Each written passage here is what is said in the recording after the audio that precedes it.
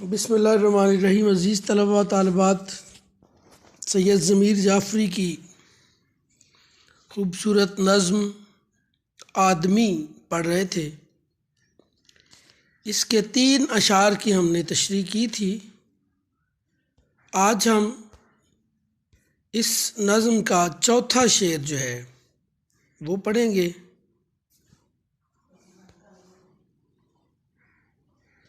تو شاعر لکھتے ہیں کہ زندگی نیچے کہیں منہ دیکھتی ہی رہ گئی، کتنا اونچا لے گیا جینے کا معیار آدمی۔ زندگی خود حیران اور پریشان ہو کر رہ گئی ہے کہ انسان نے جینے کا معیار اتنا بلند کر لیا۔ پھر ایک چوٹ اس ہمارے ان معاشرتی رویوں پر اور زندگی کے پیچ و خم پر ایک گہری چوٹ شاعر نے لگائی ہے۔ منہ دیکھتے رہ جانا، حیران و پریشان رہ جانا۔ زندگی کیا تھی؟ انتہائی سادہ زندگی گزارتے تھے لوگ۔ اگر ہم اپنے آج کے اور سابقہ دور کے معیار زندگی کو دیکھیں تو یقیناً ہمیں یہی کہنا پڑے گا کہ سلگتی زندگی سے موت آ جائے تو بہتر ہے کہ ہم سے دل کے ارمانوں کا ماتم نہیں ہوتا۔ وہ تکلفات جو زندگی میں تھے نہیں، ہم نے اس مادہ پرستی کی چاہت میں وہ تکلفات پیدا کر لیے کہ اب زندگی گزارنا مشکل ہوتا جا رہا ہے۔ آسائشات زندگی کے حصول کے لیے ہر انسان مارا پھر رہا ہے۔ پچھلے لیکچر میں ہم نے بات کی تھی کہ جب زندگی کا معیار علم و فضل، محبت اور پیار تھا، لوگ اخلاقی اقدار سے مزین تھے۔ جب یہ انداز بدلا تو لوگ کار کوٹھی اور پیسے کو شرافت کا معیار سمجھنے لگے تو پھر حلال حرام کی تمیز بھول گئے۔ چونکہ موجودہ دور مادیت پرستی کا دور ہے، اس لیے زندگی گزارنے والے تو پریشان ہیں ہی، زندگی خود پریشان ہو کے رہ گئی ہے کہ میرے ساتھ کیسا کھیل کھیلا جا رہا ہے۔ میں تو بڑی سادہ تھی، میرے ذریعے انسانوں کی عزت کی جاتی تھی، لوگ اپنی ضروریات کے لیے محنت مشقت کرتے تھے، لوگوں سے محبت کا ایک خاص انداز رکھتے تھے۔ اب ہر جائز اور ناجائز حربہ اختیار کر کے انسان اپنی زندگی کے معیار کو بلند کرنے کی کوشش کر رہا ہے۔ چونکہ یہ فطری تقاضوں کے بالکل برعکس ہو رہا ہے، اس لیے انسان اپنی آخرت کے انجام سے بھی بے خبر ہو گیا ہے اور ان تکلفات میں پڑ کر اپنے آپ کو مشکل میں ڈالے ہوئے ہے۔ ظاہری زندگی کی چکا چوند روشنی سے متاثر ہو کر امیر تو امیر غریب محرومیوں کا شکار ہوتے جا رہے ہیں، اور جب کوئی غریب آدمی کسی امیر آدمی کی بیٹی کی شادی دیکھتا ہے، وہاں پر اسراف اور معاملات کو دیکھتا ہے تو پریشان ہو جاتا ہے، اور پھر معاشرے کے اندر اپنے آپ کو ایک اضافی عنصر تصور کرتا ہے، محرومیوں کا شکار ہو جاتا ہے۔ اور وہ کسی شاعر نے کہا کہ بوڑھی ہوئی غریب کی بیٹی شباب میں غربت نے رنگ روپ نکھرنے نہیں دیا۔ امیر آدمی، با اختیار آدمی تو کسی نہ کسی طریقے سے اپنی خواہشات کی تکمیل کے لیے جائز ناجائز حربے اختیار کر کے زندگی کی سہولتوں کو حاصل کرتا ہے، لیکن غریب آدمی محرومیت کا شکار ہو کے رہ گیا۔ چاہیے تو یہ تھا کہ انسانی طبقات کی کشمکش میں انسان نہ پڑتا اور معاشرتی اونچ نیچ کو جگہ نہ دیتا، لیکن افسوس صد افسوس کہ انسان اپنے انجام سے بے خبر ہو کر اپنی مادی ضروریات کے پیچھے اس قدر بھاگا، اس نے اپنا معیار زندگی اتنا بلند کر لیا کہ زندگی حیران و پریشان ہو گئی۔ انسان نے اپنے انجام کی فکر چھوڑ دی اور صرف اسی زندگی کو گزارنے کے لیے اسی کو ہی اپنا سب کچھ سمجھ کر آخرت سے بے خبر ہو گیا۔ وہ بھول گیا کہ یہ زندگی تو فانی ہے، کل من علیہا فان، ہر چیز کو فنا ہو جانا ہے، لہٰذا جو باقی رہنے والی چیزیں ہیں اگر ان کی طرف توجہ دیتا تو کیا خوبصورت ہوتا۔ انسان بڑے بڑے محلات بنانے کے چکر میں پڑ گیا، لیکن اپنی قبر کو بھول گیا۔ انجام کی کچھ سوچو، کیوں قصر بناتے ہو، آباد کرو دل کو، تعمیر اسے کہتے ہیں۔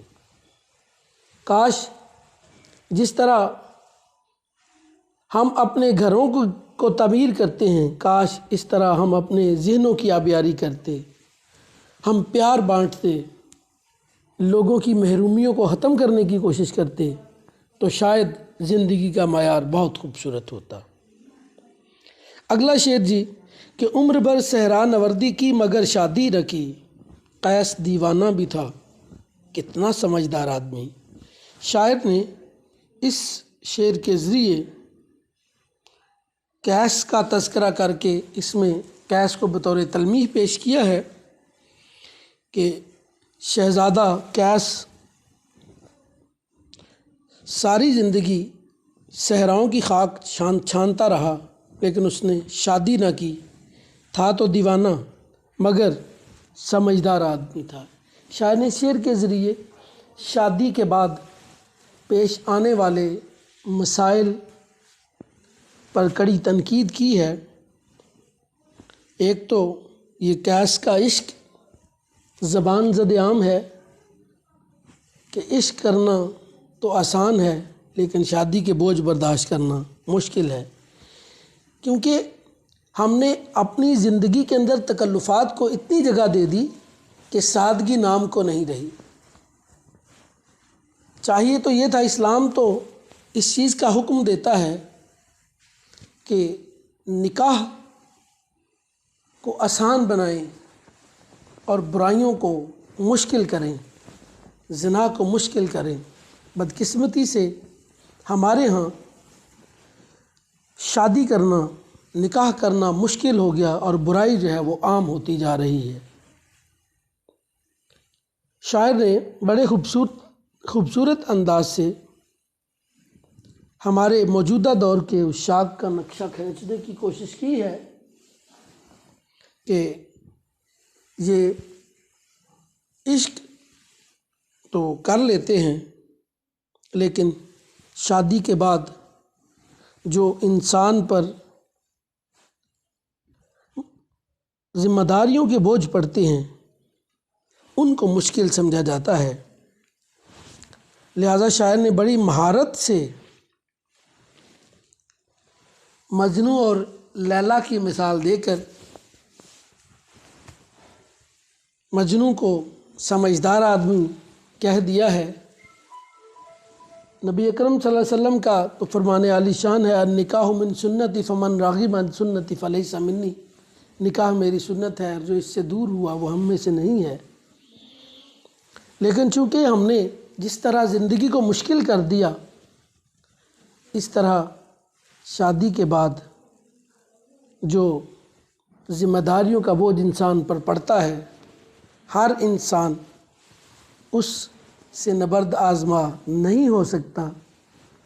اس لیے کاش ہم نے سادگی کو ہی اپنایا ہوتا تو یہ ذمہ داریوں کا بوجھ ہمیں بوجھ نہیں بلکہ ہم فرض سمجھ کر اس کو پورا کر رہے ہوتے۔ ایک تو اسلامی شاعر جو ہیں وہ بھی مذاق نہ بنتے، اور دوسری طرف انسان مشکلات سے بھی بچ جاتا۔ تو شاعر نے اپنے مزاحیہ اور طنزیہ انداز میں مجنوں کا تذکرہ کر کے شادی کے بعد کی مشکلات کا یہاں بیان کر دیا ہے۔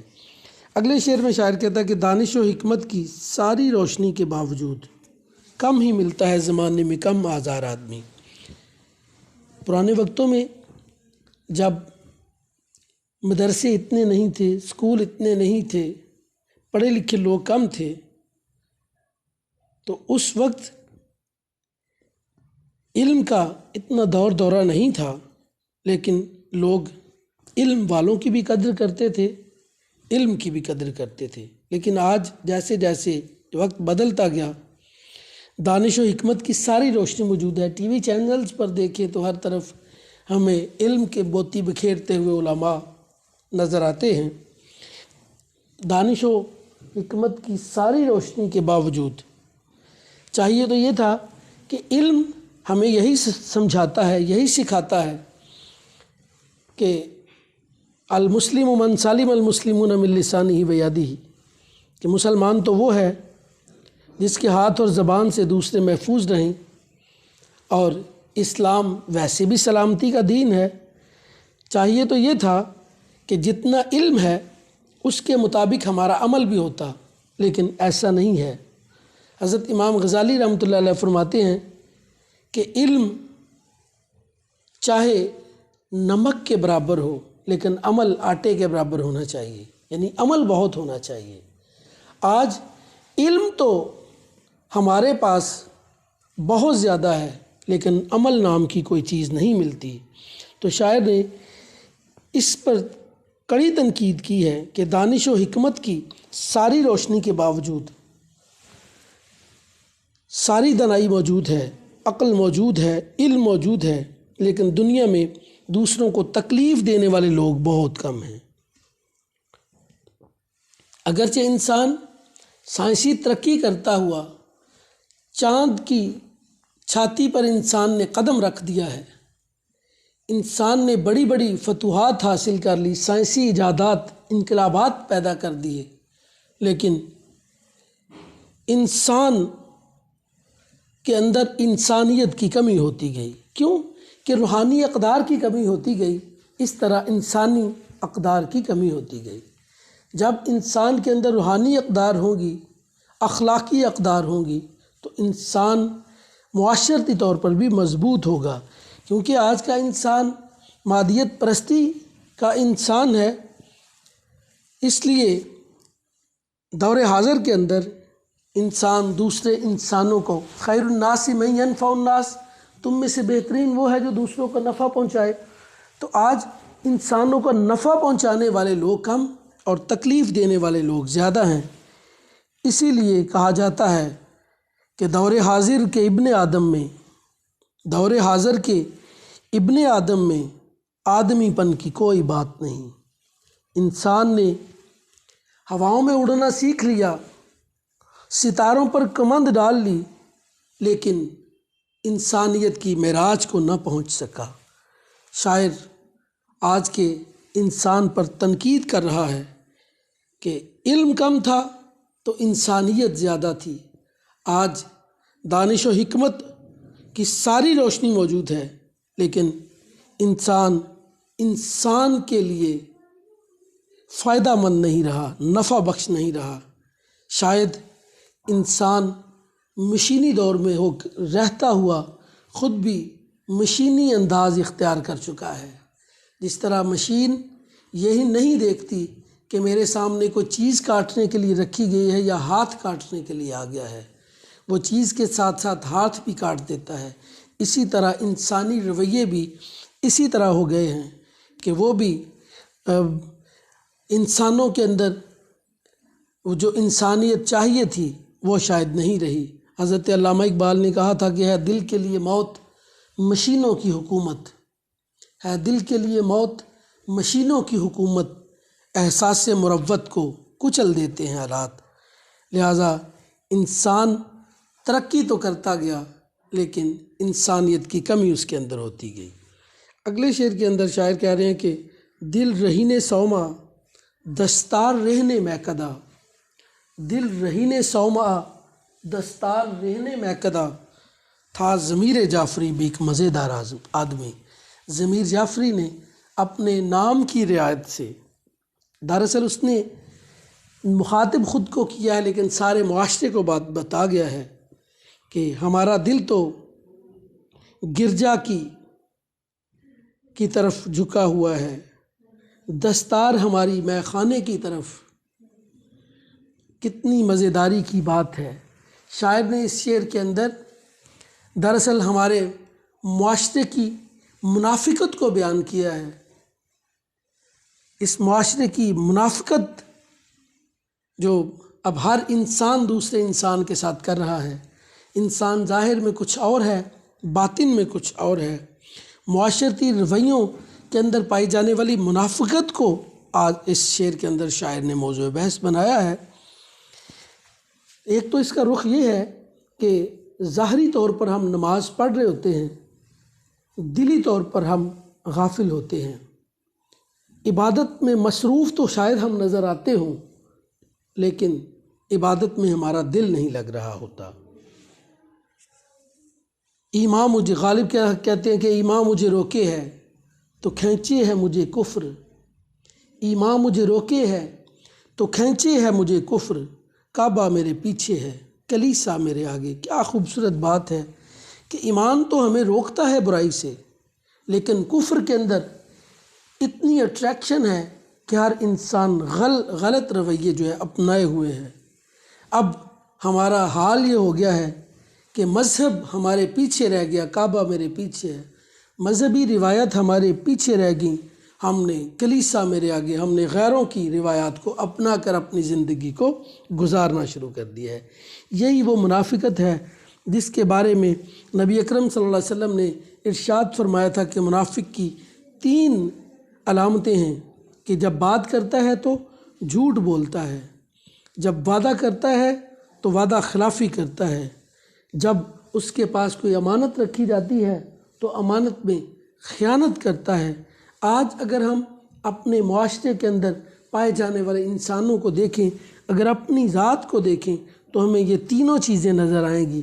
لہٰذا یہ ہمارا معاشرتی مسئلہ بن کے رہ گیا ہے کہ ہم ہمہ وقت منافقت کر رہے ہیں۔ ہم اپنے لیے چاہیے تو یہ تھا کہ ہم اپنے آپ کو بحیثیت مسلمان اللہ اور اس کے رسول کے احکامات کے تابع رکھتے، لیکن ہم نے وہ خرد نے کہہ بھی دیا لا الہ تو کیا حاصل، دل و نگاہ مسلمان نہیں تو کچھ بھی نہیں۔ ہم ظاہری طور پر تو مسلمان رہے لیکن باطن ہمارا جو ہے وہ شیطان کے ساتھ رہا۔ ہم وہ سارے کام کر رہے ہیں جن سے خدا نے ہمیں روکا تھا، اللہ کے رسول صلی اللہ علیہ وسلم نے ہمیں روکا تھا، اور ہر وہ کام کر رہے ہیں جو شیطان چاہتا ہے۔ لہٰذا ہم خدا کے بندے ہونے کی بجائے شیطان کے فرما بردار بندے بن گئے۔ اسی لیے ہم نے ظاہری طور پر مسلمان رہے اور باطن میں ہم شیطان کے ساتھی ہو گئے۔ وہ کسی شاعر نے کہا تھا کہ میں بھی ہوٹل میں پیو چندہ بھی دو مسجد میں، میں بھی ہوٹل میں پیو چندہ بھی دو مسجد میں، شیخ بھی خوش رہے شیطان بھی ناراض نہ ہو۔ ہم ایسے منافق ہو گئے کہ ہم مسلمان بھی کہلا رہے ہیں اور شیطانی رویوں پر عمل بھی کرتے جا رہے ہیں۔ یہی سب سے بڑی منافقت ہے جو ہمارے معاشرے کے اندر پائی جا رہی ہے، اور ہم اس میں روز بروز اس کے اندر جو ہے شامل ہوتے جا رہے ہیں، ہمارے رویے انسانی ہونے کی بجائے شیطانی ہوتے جا رہے ہیں۔ شاعر نے ہمارے اس معاشرتی رویے پر، منافقت پر کڑی تنقید کی ہے۔ اس نظم کا آخری شعر کہ پہلے کشتی ڈوب جاتی تھی نظر کے سامنے، پہلے کشتی ڈوب جاتی تھی نظر کے سامنے، اب گرے گا بحر اوقیانوس کے پار آدمی۔ پہلے انسان جب کسی برائی میں مبتلا ہوتا تھا یا خدا نخواستہ مرتا تھا تو سب کے سامنے، اب یہ معاملہ بھی چینج ہو گیا، اور اب ہر بندہ امریکہ کے چکر میں اب ڈوبتا ہے تو امریکہ جا کر ڈوبتا ہے۔ یہ بھی ہمارا معاشرتی رویہ ہے جی۔ ہمارے ہاں وہ زر کے حصول کے لیے، دولت کے حصول کے لیے، مادی اشیاء کے حصول کے لیے پاکستان کے اندر، اپنے ملک کے اندر ہم سمجھتے ہیں ہمیں پوری نہیں پڑ رہی جی۔ ہمیں کسی نہ کسی طرح سے اگر آج کے دور کے ہم قدم چلنا ہے تو پھر ہمیں پاکستان نہیں، اپنے ملک میں نہیں بلکہ بیرون ممالک جانا پڑے گا، بالخصوص امریکہ جانا پڑے گا، کیونکہ دھن دولت کے اعتبار سے امریکہ کے اندر بڑی فراوانی نظر آتی ہے۔ اس لیے انسان انہی مادی وسائل کے حصول کے لیے اپنا دیش چھوڑ کر، اپنے والدین عزیز و اقربا کو چھوڑ کر پردیس میں جا کر زندگی گزارنے پر مجبور ہو گیا ہے۔ کاش انسان کے اندر وہی سادہ زندگی آ جاتی تو اسے کبھی بھی اپنے پیاروں کو چھوڑ کر پردیس کی زندگی کبھی نہ گزارنی پڑتی، لیکن چونکہ ہمارے معاشرے کے اندر وہی کار، کوٹھی اور پیسہ جب انسان کی عزت کا نشان بن جائے تو پھر یہ سارے کام اس پیسے کے حصول کے لیے کرنے ہی پڑتے ہیں۔ تو اس کے اندر دوسرا انداز یہ ہے کہ جی کہ پہلے جب لوگ مرتے تھے تو موت بھی سادہ ہوتی تھی، اب جیسے جیسے سائنس نے ترقی کر لی، انسان نے وہ تلوار نیزے چھوڑ کر ہائیڈروجن بم تک بنا لیے، اب گھوڑوں پر سفر کرنے والے تیز رفتار گاڑیوں پر سفر کر رہے ہیں، جہازوں پر سفر کر رہے ہیں، تو خدا نخواستہ موت تو برحق ہے۔ پہلے انسان مرتا تھا تو آنکھوں کے سامنے کشتی ڈوبتی تھی، پتہ چلتا تھا مر گیا، اب کیا پتہ امریکہ میں جا کر کیا ہو رہا ہے۔ اور اگر خدا نخواستہ کسی بم دھماکے میں انسان مرتا ہے تو اس کی لاش تک مسخ ہو جاتی ہے، پہچانا بھی نہیں جاتا۔ لہٰذا اب میرے خیال میں یہ سمجھتا ہوں کہ انسان کو سمجھ لینا چاہیے کہ رب کی جو رضا ہے اسی میں انسان کو اپنی رضا شامل کرنی چاہیے۔ اس رب تعالیٰ کی رضا کا تابع اگر ہو جائے تو ہم کافی مسائل سے جو ہے وہ ہمارے مسائل سے جان چھوٹ سکتی ہے۔ دراصل شاعر اس شعر کے ذریعے جو ہماری سائنسی ایجادات ہیں جن کے ذریعے انسان کی زندگی کو گرچہ سائنس نے بہت سہل بھی بنا دیا ہے، لیکن کسی حد تک انسان کی تباہی اور ہلاکت کا باعث بھی سائنس ہی ہوتی جا رہی ہے۔ لہٰذا وہ میرے ذوق تسخیر فطرت کے آگے عناصر کا قلب و جگر کانپتا ہے۔ جدید دور ہے، اس کے تقاضوں کے مطابق زندگی گزارنا تو شاید مجبوری ہوتی جا رہی ہے، لیکن جہاں تک ممکن ہو انسان اگر اپنی زندگی کے اندر سادگی لائے تو یقیناً انسان کافی مسائل سے بچ سکتا ہے۔ آج ہمارا یہ لیکچر مکمل ہوا جی۔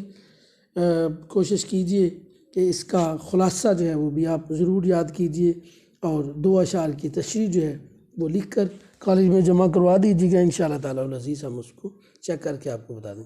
اللہ حافظ، السلام علیکم ورحمۃ اللہ۔